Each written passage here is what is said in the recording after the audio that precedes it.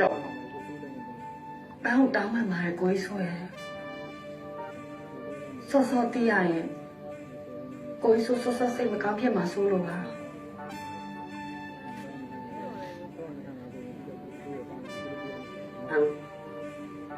ငါလေးစကားပြောဟပ်ပြီးတော့လေမပြောတတ်ဘူးပါလူသားမင်းရောလည်းဘောရတယ်မှာငါရှိနေတယ်လေငါ့ကိုရှိတယ်ခွင့်ပေးပါပြီးတော့လေမောင်လေးဖူးလေးရဲ့ရှင်ပြလို့ပါအထုတယ်ကနေငါနေစနေဟောမနေပြစီနော်နော်ကော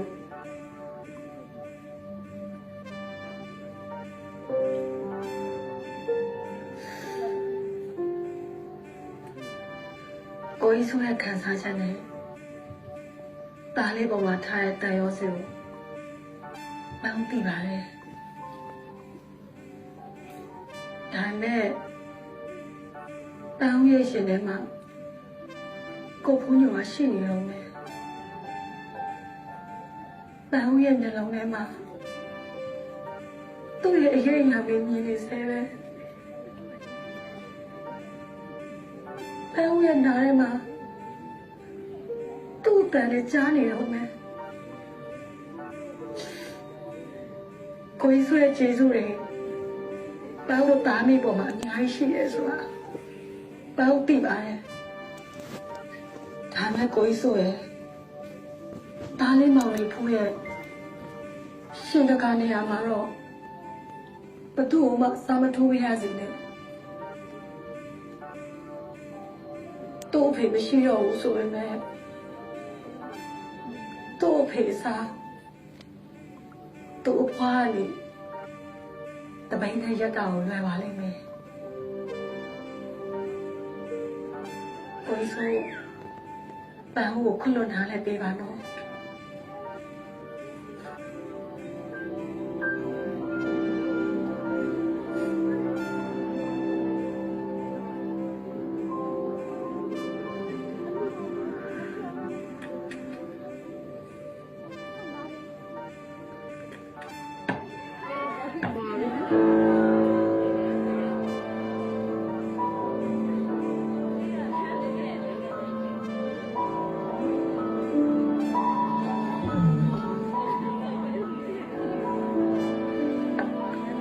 မောင်လေးငါတော့တည်တာ သိတယ်ခမကြီးကြောင့်ကြောက်ပြီးသွား လေရတော့ဟမ်မင်းမေလေးနဲ့ပုံစံနဲ့ငါဒုက္ခမပေးချင်သေးဘူးငါဒုက္ခပေးလိုက်မင်းတို့မိသားစုမင်းရောမင်းမေရောမင်းဖော်မင်းဖေဖူးညွန့်ရဲ့နောက်ကိုလိုက်သွားကြပြီ နောက်ဆိုရင်ခမကြီးဒုက္ခပေးနေတာပြီးလို့ရမှာပေါ့ကျွန်တော်ရှင်မှုပြရတယ်ဒီရွာနေကြောင်း ဟမ်ပြန်ပြောစမ်းရွာနဲ့ပြောင်းလို့ထားလား ဟုတ်တယ် ဘယ်ကိုပြောင်းပါလဲ ကျွန်တော်ရှင်မှုပြရတယ်ဒီလုံးလုံးတဲ့ကိုပြောင်း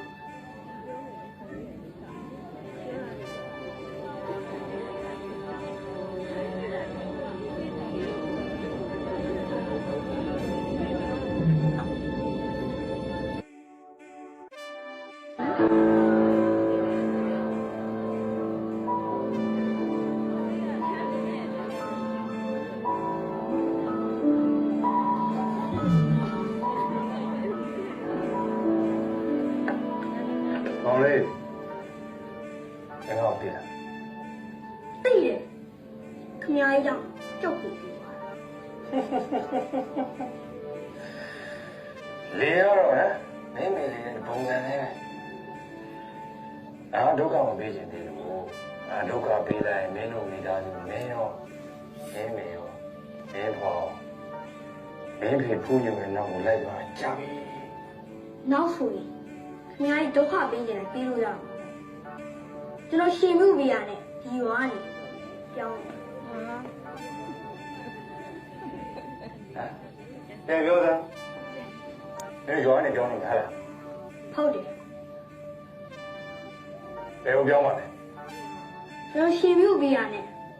ဒီလုံးလုံးတဲ့ရောပြော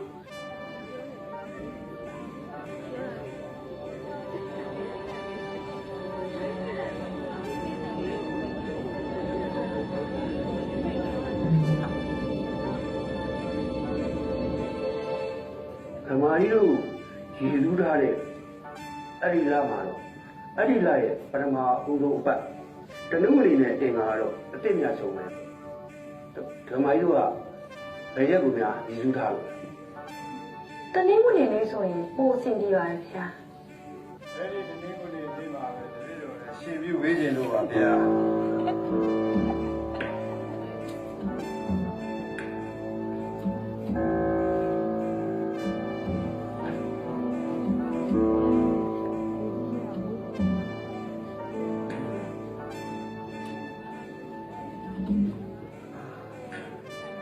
ဒါကအောင်တဲ့ဆံက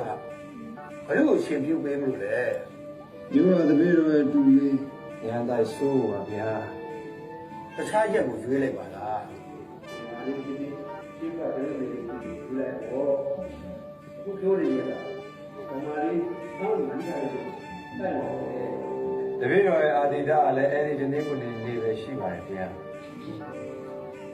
ဓမ္မတလားလေရှင်ပြုနှစ်ခုဆိုတော့မှလွန်လာပြီအခုတဲထဲမှာနှစ်ခုဆိုတော့တဘာဝပဲကြမလဲပြီးတော့ဒီကမာလေးပန်းဦးကအရင်ရွေးထားတာဆိုတော့ အရှင်ဘုရားခွင့်မပြုဘူးဆိုရင်တော့တပည့်တော်ကတော့ရွာမှာမတ်တက်ထိုးပြီးတခြားရွာမှာတော့ရှင်ပြုရမှာပဲဗျာတပည့်တော်ရဲ့တရားတရားကလည်းအဲ့ဒီတနည်းကိုနေကိုပဲဆန္ဒပြင်းပြနေပါတယ်ကိုရွာမှာဘုန်းကြီးကျောင်းရှိရဲ့လားနဲ့တခြား လွန်လာပြီအခုတဲထဲမှာနှစ်ခုဆိုတော့တဘာဝပဲကြမလဲပြီးတော့ဒီကမာလေးပန်းဦးကအရင်ရွေးထားတာဆိုတော့ အရှင်ဘုရားခွင့်မပြုဘူးဆိုရင်တော့တပည့်တော်ကတော့ရွာမှာမတ်တက်ထိုးပြီးတခြားရွာမှာတော့ရှင်ပြုရမှာပဲဗျာတပည့်တော်ရဲ့တရားတရားကလည်းအဲ့ဒီတနည်းကိုနေကိုပဲဆန္ဒပြင်းပြနေပါတယ်ကိုရွာမှာဘုန်းကြီးကျောင်းရှိရဲ့လားနဲ့တခြားရွာမှာသွားပြီးရှင်ပြုရတယ်ဆိုတာမကောင်းပါဘူးဗျာ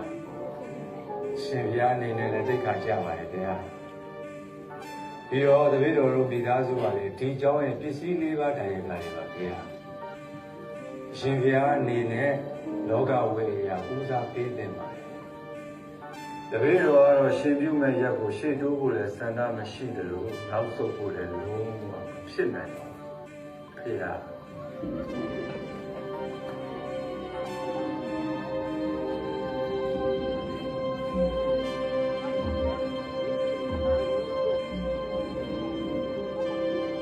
ဓမ္မကြီးတို့ ဖေဟာ အင်္ဂါနေ့လေရှင်းကောင်းပါတယ်တဲ့ဓမ္မကြီး ဆရာတော်ဗျာ ဟာ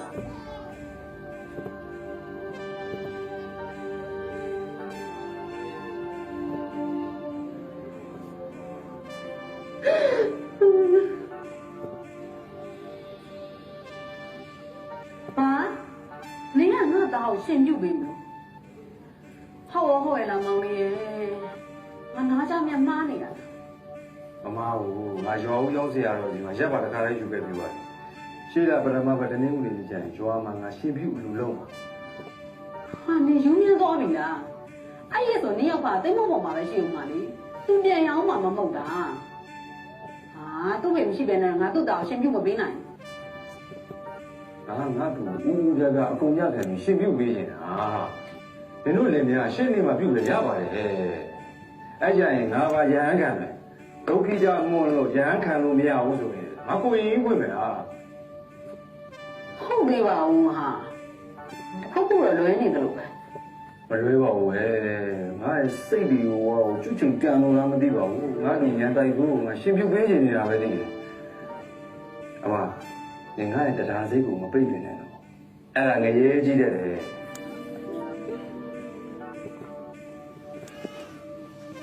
ပြီးတော့အမနဲ့နေရာနဲ့တက်ကြီးပြီလေအတူတူရဲ့ဆန္ဒကိုလေဖြည့်ဆည်းပေးနေတယ်ဟာရောက်ပါတော့ဒီကြည့်ချက်ပြောလိုက်ပေါ့နေမျိုးရပါတယ်ဟာရောက်ပါလောက်ပါ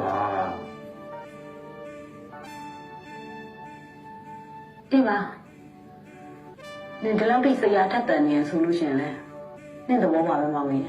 နင်သဘောပါ ဘုမပဲလုံးကြပါပဲ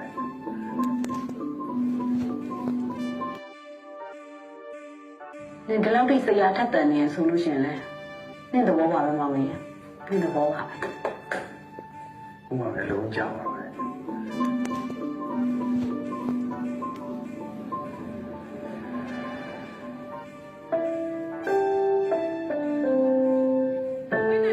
ရဗျာဟာမတ်တော့လာအမလေးမတ်တော့တွေ့လို့ဝန်တာတော့ဟာသမီးလေးလည်းပါလာတာဟုတ် တော့လက်ဆောင်လေးယူလာ ဟိုင်းဒီကောင်းတယ်ကဲရင်လေးတော့ဟောလက်ဖက်လည်းရှိတယ်ဗျာသမီးလေးစားကဲမတ်တော့တိုင်းကိစ္စပြောပါ ကျုပ်မြရှင်ပြုတော့မှာတော့အဲ့ဒါတော့ဆိုင်လာငားတာ ဟုတ်လားဟာမတ်တော့ရေကြီးရသင်္ကန်းနိုင်တဲ့အရွယ်တော်ရောက်နေပြီလားအလူကြီးပေးတာပဲကောင်းတယ်ကဲအလူရက်ကလေးတော့ဆိုင်လာငါပြောမှဖြစ်ပါလေပြောအောင်အလူရက်က ရှေ့လပထမပတ်အင်္ဂါနေ့ပါ ရှေ့လာပထမဘာအင်္ဂါနေ့ဘာလို့တို့ဗမာရက်ကလေးပြောတော့ တဆုံလာဆက်ရှိရနေပါ အဆုံးလာစမ်းရှေ့ရနေဟာငါတော့ရငါနဲ့စိတ်မကောင်းတာဟာတိုက်ဆိုင်နေစောစောကလေးတွေအခုမတ်တော့လို့ရအလူနဲ့ပဲဗျာကျုပ်ဆိုင်ကိုစေအောင်တတ်သွားပြီ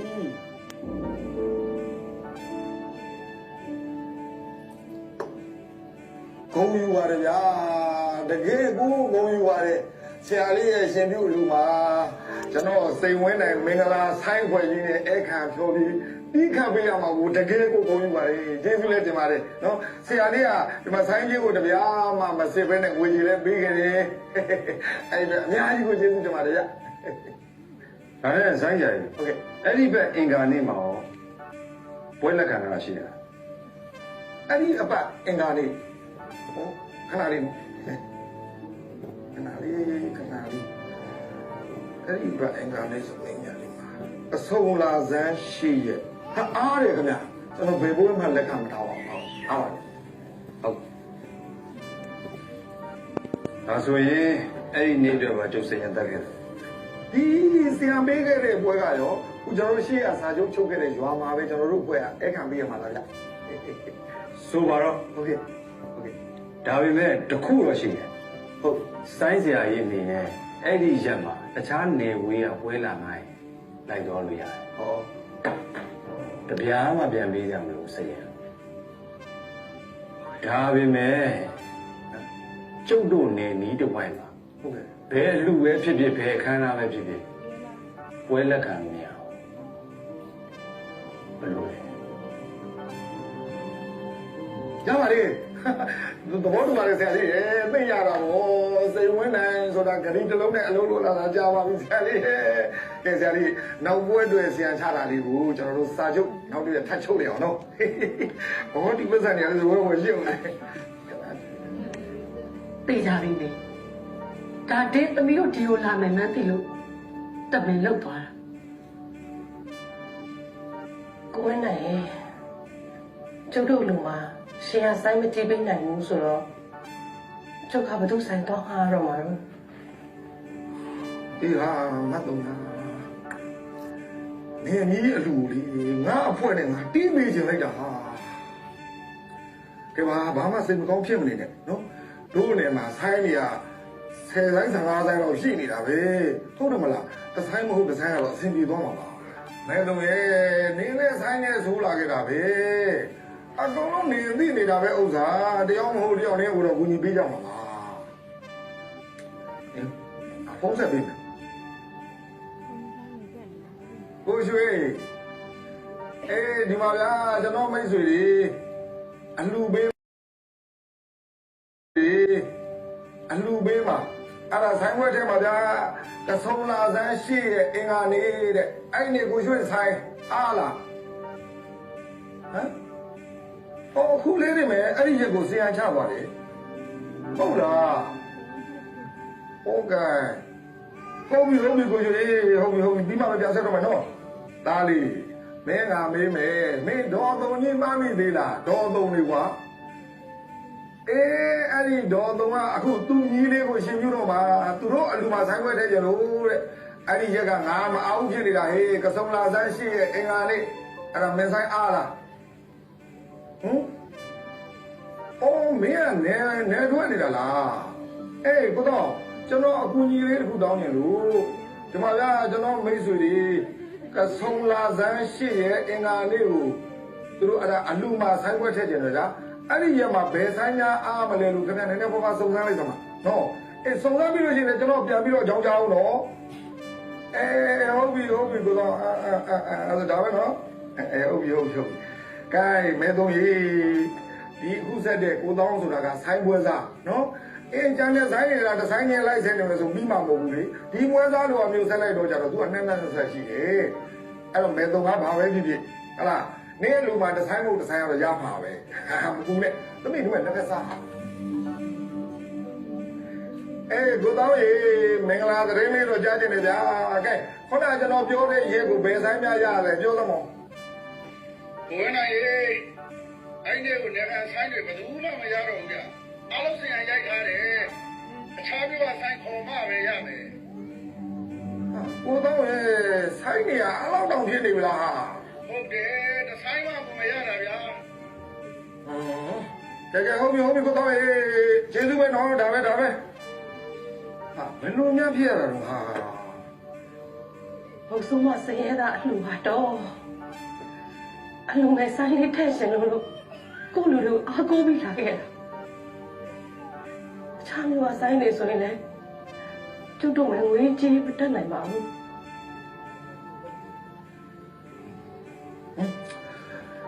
မဲတို့လည်းငါကြံမောင်းမယ်ဟာတကလားဝိတ္တဒုက္ခနိဒရဏနိဗ္ဗာနတသစ္စိကရဏထာယဣမေသာတဝံတတ္တဝပပဇိထမမန္တိအနုကံပဲဥပါဒါယ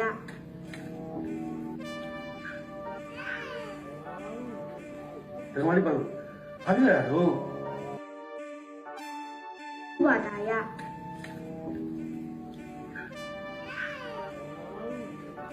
ဒီမှာလေးပါဘာဖြစ်လဲတော့အောင်ရက်စံတပည့်တော်မှာတားရဲ့ရှင်ပြုအလူပါဘယ်ဆိုင်မှငှားလို့မရ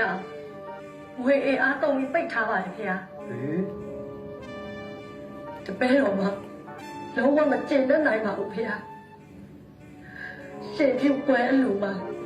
ဆိုင်ဝိုက်ထဲတယ်ဆိုတာစုံသွားတဲ့ကလေးအဖေအဆန္ဒ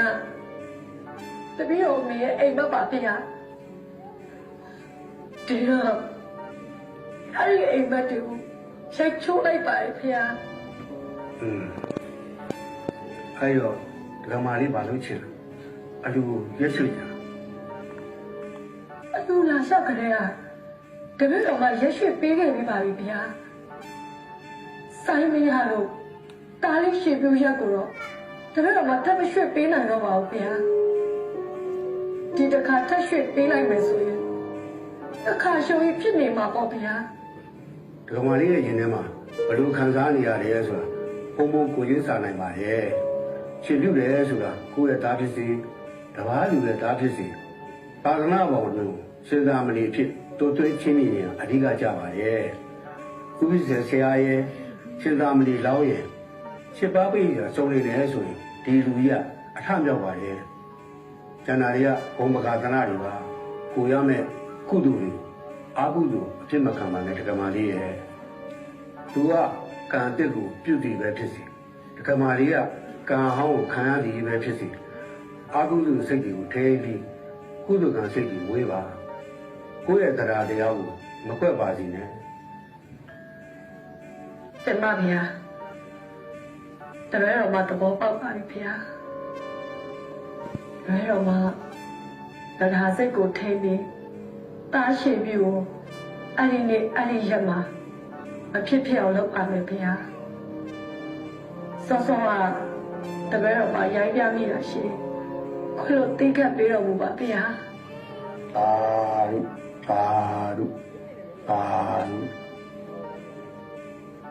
အရှင်ဘုရားအလုံးစုံတော်ဝိထုတ်ခဤလူမြောက်ရနိဗ္ဗာန်ကိုမြတ်မောက်ပြုပါရခြင်းအကျိုးငါ အရှင်ဘုရားလက်၌ရှိသောထိုသင်္ကန်းကိုပြုပေးတော်မူ၍တပည့်တော်ကိုသနာဆောင်ဆောင်ပြုပါဟာ ကိုလေးစနေလက်ဖက်က ဲဟိုဆိုင်ဆရာတို့မနက်ဆရာတို့ခဏနားကြောင်ဒီမှာလက်ဖက်ခွဲလေးရပြီ တက္ကလဝတ္တဒုက္ခနိဗ္ဗာန်နိဗ္ဗာန်တ ပန်းဦးတို့ကနောက်3ရက်ဆိုအဲ့ကြောင့်နေငါသားကိုအတင်းစွတ်တွေရှင်ပြုတ်ပေးနေရတာ အေးဟုတ်တယ် နေပါရင်ရှောက်လို့နေရလဲမောင်လေးရဲ့ ငါတို့လိုတောမှနေတဲ့ဗုဒ္ဓဘာသာမိဘတွေတို့အဖြစ်ချင်းဆုံးဆန္ဒဘာလဲမသိတာတသက်မှာတခါကိုသားသမီးကိုခန်းခန်းနာနာရှင်ပြုပေးပြီးတော့လူကြီးတန်းကြီးလုပ်ချင်တဲ့ဆန္ဒပဲငါပန်းဝဲအဲ့ဒီအဖြစ်ချင်းဆုံးဆန္ဒကိုရိုက်ချိုးပြစ်လိုက်တာသူ့ရဲ့နှလုံးသားကိုကြေမွတော့ထုချေပြစ်လိုက်တာဟာသူတဲ့တခါပဲတည်တယ်နှလုံးသားကိုတတ်မှာခါခါသေးတာ ပန်းဦးကနှင်းကြောင်လင်းလဲသိအိမ်လဲပြကြမုံဆုံးမပွားနဲ့ခါသိနေပါပြီထားတော့你မကျင်တဲ့သေးဘူးလားဟလား ငါတစုံလေးချစ်မိတာအဲ့တော့ငါတစုံလေးဝုန်းမိတာမမရဲ့အဲ့တော့ငါတစုံလေးဝုန်းမိတာမမရဲ့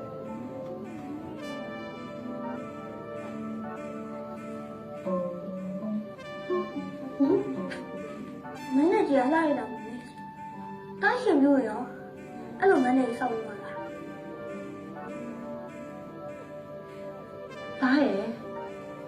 အဲ့ဒါတွေကပကသနာတွေပါ ပကတနာဆိုတာဘာလဲ ဒါနေဘူးလေအိမ်ကြီးပြင်ရမယ်လားအမေရှင်ထဲမှာတော့အာတိတတစ်ခုပဲရှိတယ်အမေကအလူတကာလှည့်ပြီးတချင်းဆိုလာခဲ့တဲ့ဆိုင်းဆိုတော့သူများရဲ့တားရှင်ပြုလူကြီးပေးအမေတိတ်အားကြတာပဲအမေကတမီးလေးတယောက်တည်းမွေးခဲ့တာဆိုတော့အမေရဲ့ဆန္ဒတွေမပြည့်ခဲ့ဘူးလေမောင်ရင်လောင်းအမေမဖြစ်ခဲ့ရပဲလေမောင်ရင်လောင်းအဖွားဖြစ်နေတော့စီကြီးပြောကြီးတီးပြီးအလူကြီးအတန်ကြီးပေးခြင်းလေးနဲ့ပူနေတယ်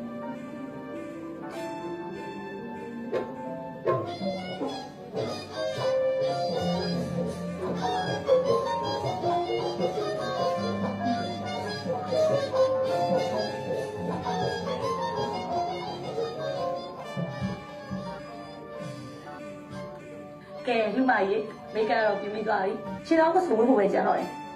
ကျမဒီနေ့သွားခလိုက်ပါနော်ဟုတ်ကဲ့ရှင်လာလာလေးမင်းစားမင်း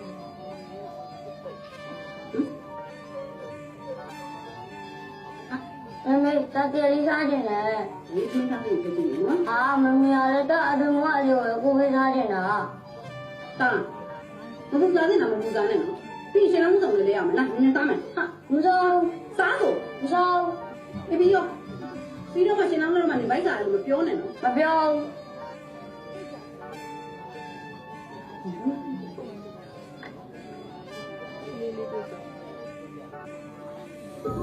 ဂိုင်းဂိုင်းဂိုင်းရှင်လောင်းလဲထွက်ရအောင်အပရိသတ်တွေနဲ့ရှင်လောင်းတင်မဲ့မြင်းလဲရောက်နေပြီကဲအဖအမေအမရှင်လောင်းလဲထွက်ရအောင်ပြော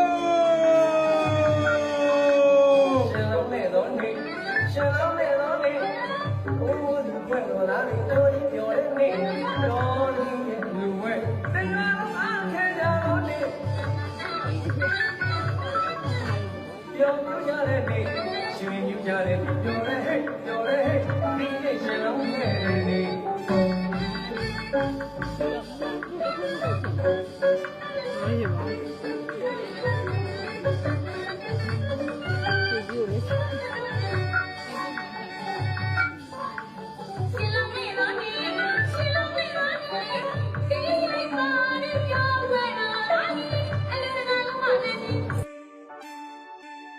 ကြတဲ့နေရှင်ယူကြတဲ့ပြောရဲဟဲ့ပြောရဲဟဲ့ဒီနေ့ရှင်လုံးနဲ့နေ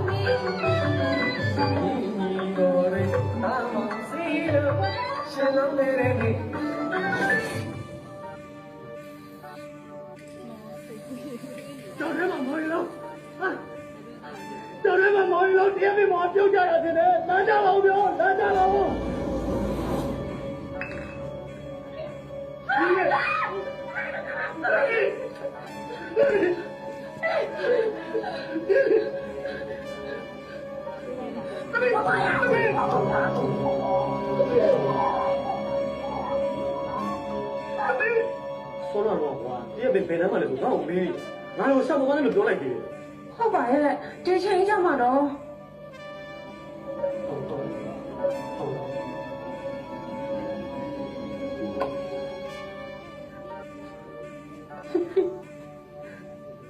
Darling. Me blushiamo, darling. Abi chiaro, mare, darling.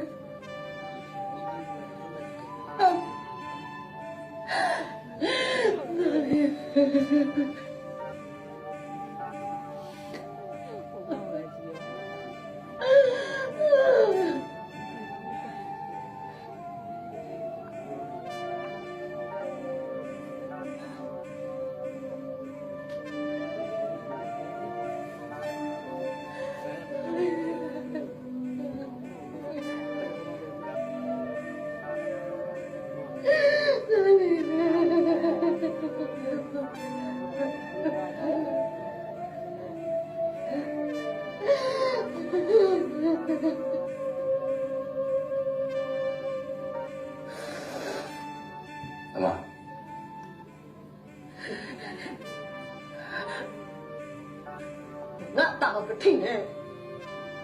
你就我打死呀呀，你让我打死呀啦！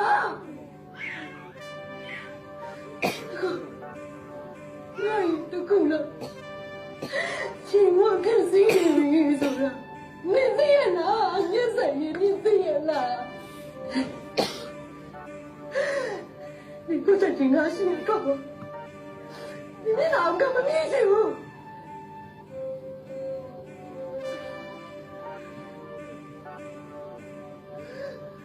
သွားလိုက်ပြန်သွားလိုက်ပါနော်သွားတော့ပါငါဒီညမှာတူနဲ့တရားနေနေစီလို့လားသွားတက်သွား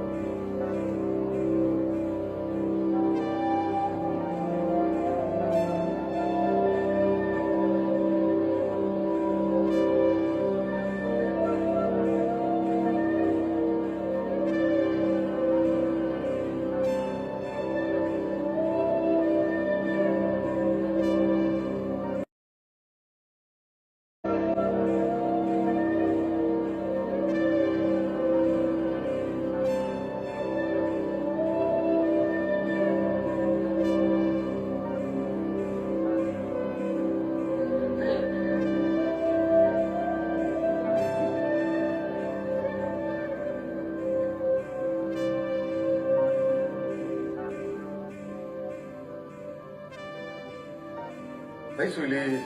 ကျုပ်တို့ကိုပြန်ဝင်ပြုပါ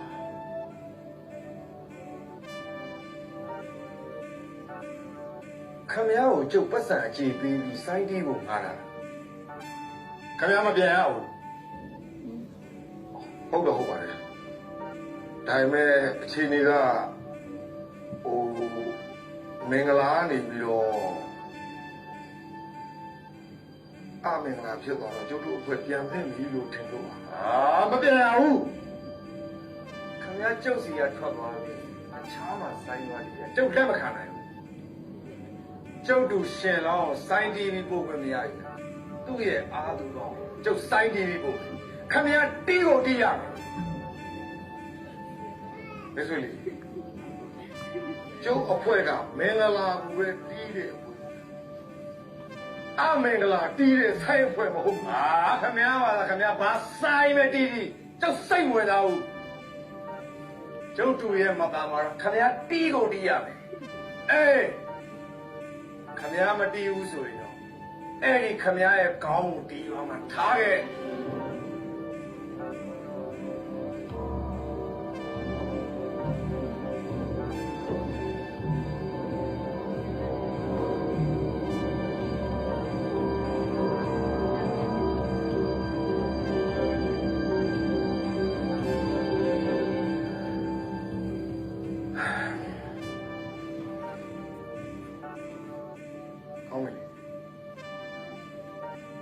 မိတ်ဆွေလေးဆန္ဒအတိုင်း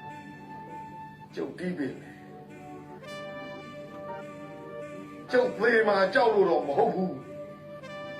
ခမည်းနဲ့ကျုပ်ကြားတယ်အကျွေးတစ်ခုမကြံခဲ့ကြဘူး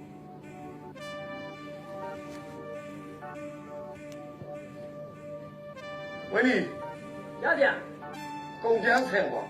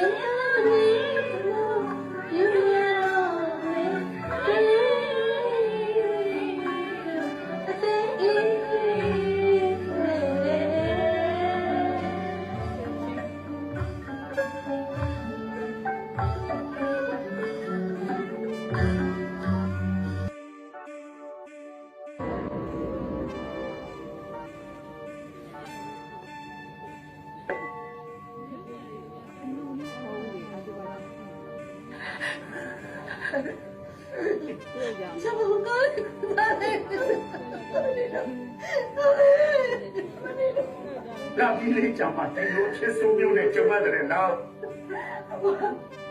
အဝါဘာလို့ပြရပါလဲညီအဝါဘာလို့ရပါလဲလို့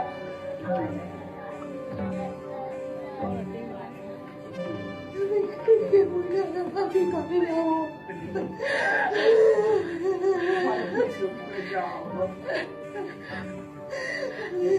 လိုက်ပါတော့ဒီလိုလိုက်ပါတော့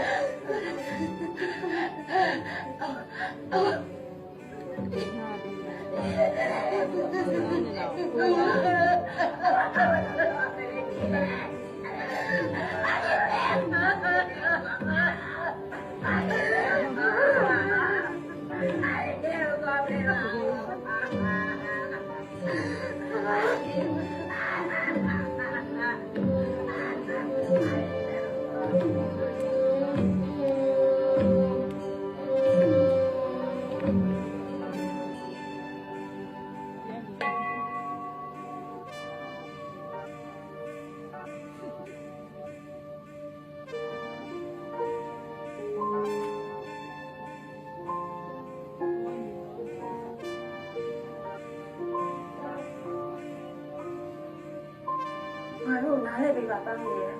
ဒီရွာမှာကိုအောင်မြတ်ဆန်တို့မိသားစုကဘယ်လောက်ထိဩစာကြီးတယ်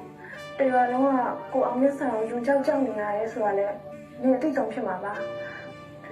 ငါတို့သွားရမယ်နော်ဘ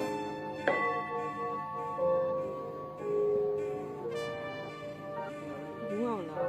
အေး အမေ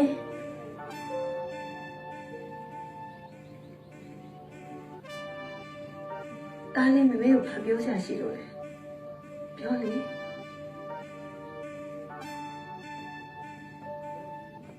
မစင်ကောင်းမဖြစ်ပါနဲ့တော့ဆရာတော်ရပြောတယ်ကိုဝင်ဝတ်တယ်ဆိုတာမိဘတွေကိုတာနာမှာအချင်းမြတ်ဆုံးဖြစ်တဲ့တာနာထားရတာခံခတ်အောင်လုပ်ပေးတာတဲ့မိဘနှစ်ပါးရဲ့ဝန်ကြီးစုကိုဆက်တာတဲ့အမှုမြတ်ဆုံးပဲတဲ့စားညမန်းတဲ့တွေမပါဘူးမဲ့ရတဲ့ကုသိုလ်အတူပဲတဲ့ဒါမြေကုသိုလ်ကိုရအောင်ကိုယ်ဝင်နေတော့ဒီလောက်မကျိုးမပေါ့ခင်းလေးဆောက်ရှောက်မှာပါမင်းမိုးနဲ့တော့မမေမမပါဘူးတားလေးမမေမမပါဘူး ဟာမင်းနေကြနေပြီ မမေမျက်ရည်ကျတယ်ဆိုတာတားလေးကိုရဝတ်နဲ့မြင်ရတော့မှာမို့မမေမျက်ရည်ကျတာပါမမေဝမ်းနေလို့မျက်ရည်ကျတာမဟုတ်ပါဘူးတားလေးရဲ့ဝမ်းတာလို့မျက်ရည်ကျတာပါနော် မင်းမရအောင်တော့ လူကြီးတွေက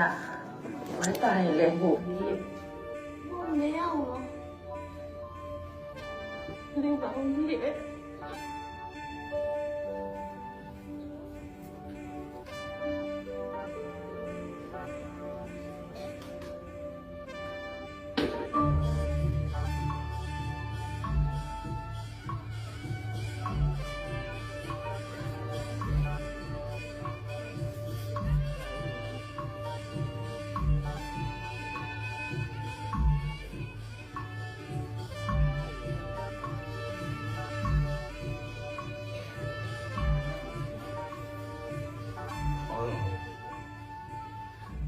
有问题哦。啊，好，好，好。